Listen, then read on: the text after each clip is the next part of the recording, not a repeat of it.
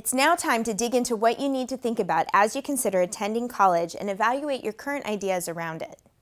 As you learned in Module 2, Intentional Decision Making, there generally isn't the right decision, but more likely a right decision. Similarly, there is not the right fit college, but perhaps a right fit college. We want you to start thinking with the most fundamental question: is higher education, in fact, the best choice for you? We are obviously biased in our opinion on the matter since we feel higher education is a personally rewarding and professionally effective way to prepare yourself for the career you want. But like your military life, it is a real commitment. It can be a commitment for up to 4 years, just like your enlistment. Are you personally ready to embark on and invest in higher education? Why do you want to go to college? Are you academically and mentally prepared to make that transition?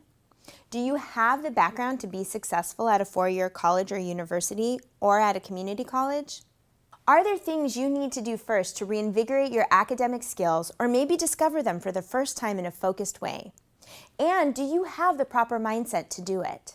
If you are in the right place mentally, you really can overcome a less than ideal high school background by presenting a recent track record of success at the college level.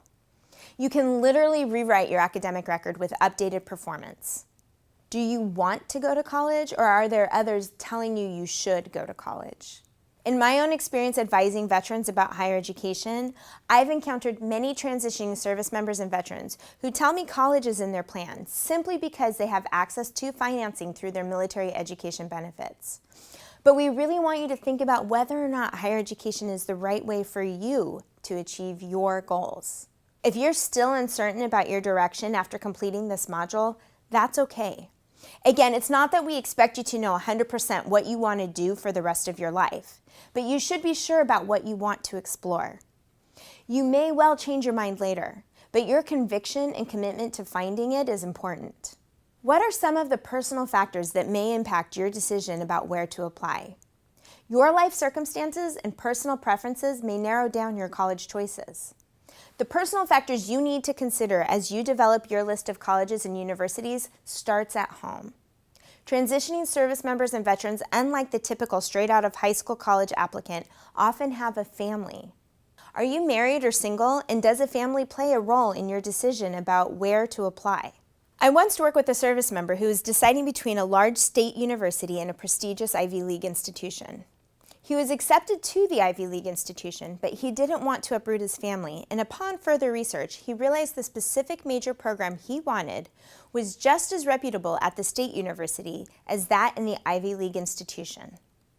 Ultimately, he chose the state university and was incredibly happy with his choice. Another service member's decision was based not on undergraduate rankings, but rather looking for room to grow personally, as well as academically, and being in a location where his wife could have a job. What about size? You may hope to attend a large public university to branch out and explore the large college community, or perhaps you want to study on the smaller campus of a liberal arts college that might offer access to more individual attention. Size may also factor into the types of veteran-specific resources available on campus. Another thing to consider is location. Would you be happier in a small-town environment or a large city? It is very different to go to college in, say, New York City versus a rural environment. It is also very different living in California versus Maine. What environment best suits you? You might think of it this way. When you were in the military, did you prefer a large installation or a smaller installation? In thinking of class size, did you do better in company size training or squad size training? What about credits? Is it important for you to be able to use your Joint Services transcript credits or CLEP credits? Not all colleges and universities accept those credits, so you need to think about how important those earned credits are to you. I once worked with a veteran who decided to forego all of his credits because he felt the best choice for him was to attend a particular small liberal arts college. You may decide you need to get done as quickly as possible, and those credits might enable you to speed up your timeline to graduation. These are serious considerations, but remember, you need to make the best decision for you. Learn from others' experiences, but this decision will ultimately depend on your unique circumstances. What about that major? Does the institution you're considering have a strong department for the major or classes you envision taking? Are those courses offered only on campus, or are there online options for you that are weighted evenly? We all have different educational needs, and it's a great thing to understand what works for you. Right now, you're taking an online course, but when it comes to a heavily structured, intense course, do you know if that's the best way for you to learn? We've also provided you with some online resources to help you distill down further what the important factors are to you, where you're flexible and where you can't bend. Take time to use these tools to think about all the factors we've touched upon in this section so that you can make an informed decision. They will help you to organize all of these considerations so you don't lose track of what's important to you while you're exploring new areas of interest or concern. Let's talk career goals. Take a step back and think about what it is you believe you ultimately want to do. What is required to make that happen? Do you really need to be a finance major to work on Wall Street? What will you actually do with a psychology degree? What do you think you'd like to do right after you graduate from college versus long term?